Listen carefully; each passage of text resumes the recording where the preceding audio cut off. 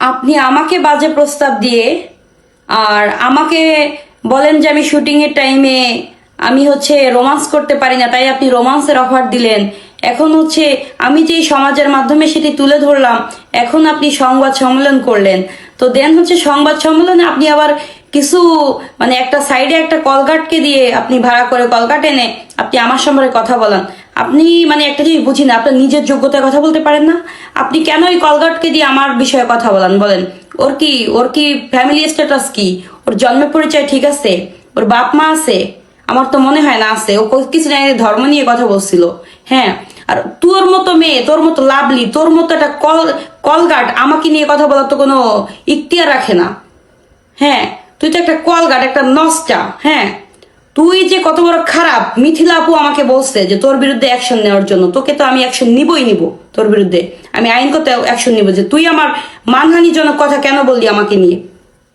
চাওয়ালি আসলে ফকিন্নি, ওর তো একটা ফকিন্নি, মানে খয়রাতি নিয়ে বেশি। ওই খয়রাতি মেয়েটা, ফকিন্নি মেয়েটা ওই আলমের কাছে ঘেঁষাঘেঁষি কেন করে জানেন? শুধু একটু ভাইরাল হওয়ার জন্য। তো ভাইরাল তো হইতে পারে না, এখন সোয়ামনির নাম নিয়ে যদি ভাইরাল হইতে পারে, বুঝেন নাই? এটা ওর ধান্দা। এজন্য আমাকে ছোট করার জন্য হিরো আলমের পাশে বসে বসে কথা বলতেছে। হিরো আলম যাওয়ার সময় ওকে, আবার যাওয়ার সময় হিরো আলম 200-400 টাকা দেয়, ওই দিয়ে ওর চলাফেরা করে। আরে তোকে বলি, তুই তো রাস্তায় 20 টাকা 30 টাকার জামা কিনে পড়িস। এই তুই কি বুঝবি? এই তুই কতটুকু শিক্ষাগত যোগ্যতা আছে তোর, বল? ও আসলে একটা চরিত্রহীন। ওর জন্ম পরিচয় ঠিক নেই, ওর বাবা মা ঠিক নেই। ওর আমি জানি না আদৌ যে আসলে ওর নারী কিনা, তাও আমি জানি না। আর ওকে তো আসলে সবাই বলে হিজলা। আসলে মনে হয় ও হিজলা। তো হিজলা না হলে একটা মেয়েকে নিয়ে কিভাবে এত কথা বলে? ও নাকি বলে যে আমার শরীরের অঙ্গে কোন জায়গায় যেন কি সমস্যা, ঠিক আছে, পেটে কি সমস্যা। এই তুই আমাকে দেখছিস? হ্যাঁ, আমি কি তোর সাথে ঘুমাইছি? এই তুই আমাকে কি আমার কাপড় খুলে দেখছিস? এই শোন, নাকি হিরো আলম তোকে বলছে? তুই হিরো আলমের চামচাগিরি করিস কে? এই চামচা ফকিন্নি, তুই তো একটা ফকিন্নি। রাস্তার মেয়ে রাস্তায় থাক, আমাকে নিয়ে কথা বলতে আসিস না।